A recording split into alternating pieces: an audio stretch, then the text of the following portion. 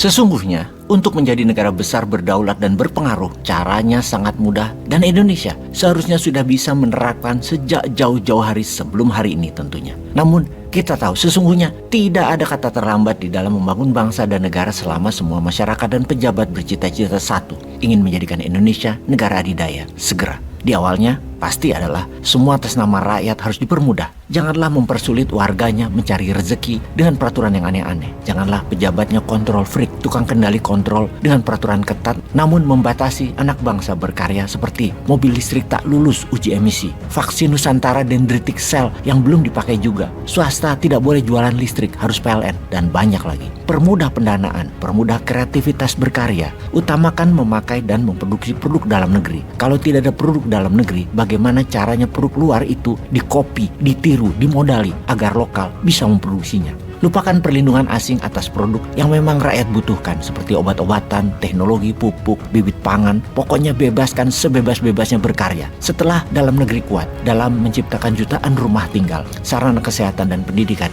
infrastruktur jalanan transportasi massal di kota besar, dan jalur kereta api tersambung di berbagai daerah dengan bahan baku 100% lokal. Setelah nelayan punya kapal dan petani punya lahan dan pupuk yang membuat Indonesia surplus pangan, surplus ikan, surplus daging dan susu, maka setelah 5 tahun berkutat di dalam negeri, maka kita akan berekspansi ke luar negeri untuk mengeruk kekayaan negara lain dan membuat mereka bergantung pada Indonesia. Bagaimana caranya? Sebagaimana pelajaran yang selama ini kita sudah ketahui dan sudah kita alami, maka kita akan memperlakukan hal yang sama. Kita mencari negara yang memiliki bahan baku alam yang bagus. Dan kedua, lokasi negara tersebut strategis secara geografi. Misalnya dalam hal ini, pertama-tama adalah negara-negara ASEAN, kemudian negara-negara Afrika yang kita butuhkan untuk suara kita di organisasi negara-negara multilateral seperti PBB, IMF, dan sejenisnya yang kita akan kendalikan dengan suara-suara pendukung dari negara Asia Tenggara, Afrika, dan Amerika Latin. Akan kita satukan suara mereka ke Indonesia dengan dukungan ekonomi dan payung diplomasi sebagai counterprestasi untuk mereka.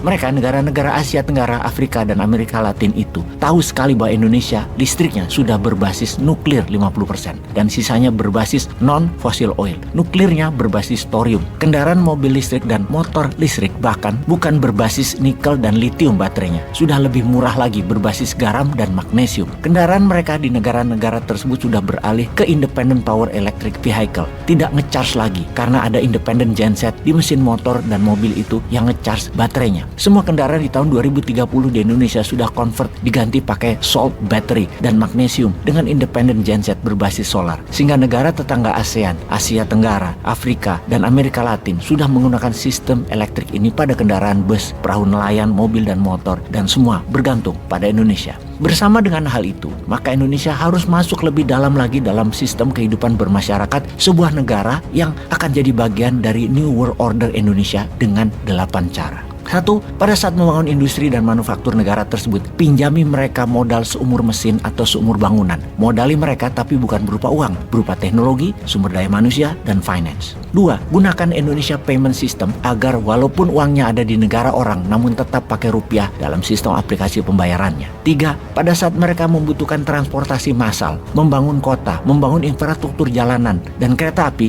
modali mereka lebih murah dari negara lain atau teknologi negara lain. Lalu ketika di tengah-tengahnya nanti, Indonesia naikin harga. 4. Kendalikan media negara tersebut dengan hanya mengatakan hal-hal yang bagus tentang proyek Indonesia di negara tersebut. 5. Ikut politik dalam negeri negara tersebut dan selalu bermitra dengan siapapun yang menjabat di negara tersebut. Create leader dari tokoh yang lovable dan dicintai oleh negara tersebut. Namun pastikan dia punya kwitansi atau ambisi yang Indonesia akan wujudkan impian tersebut. Pasti pemimpin tersebut jadi loyal dengan Indonesia karena impiannya terwujud. Misalnya membuat kota tempatnya berasal jadi kota metropolitan, keluarganya dan turunannya menjadi makmur semua, menjadi kaya atau menjabat. 6. Fokus pada kekuatan bangsa dan negara yang akan Indonesia bantu, terutama yang punya sumber daya alam dan lokasinya strategis secara geografi untuk dimanfaatkan tertinggi untuk kepentingan Indonesia. Kalau tidak punya kekuatan aset alam dan lokasi yang strategis, jadikan mereka negara buyer, pembeli produk-produk Indonesia seperti drugsnya Indonesia, hiburannya Indonesia, mobilnya Indonesia, motornya Indonesia, dan lain sebagainya. 7. Ubah sejarah sebuah negara di mana peran tekanan Indonesia di masa lampau atas negara tersebut besar. Memang aliansi dari dulu Indonesia terhadap mereka mengubah perlahan, namun dalam jangka satu generasi, dalam 30 tahunan, sejarah mereka perlahan belok dan menjadi menyatu dengan Indonesia. 8. Pembiasaan atas budaya Indonesia di negeri mereka, seperti budaya kuda lumping, budaya reog misalnya. Setiap perayaan diadakan agar menjadi asimilasi dan pembiasaan agar menjadi budaya yang nantinya akan membuat mereka bersama kita menjadi serumpun. Sahabat, mohon maaf jika ada kesamaan dalam 8 cara ini dengan sebuah negara yang melakukan hal yang sama atas informasi ini. Hal itu semua hanyalah kebetulan. Peace.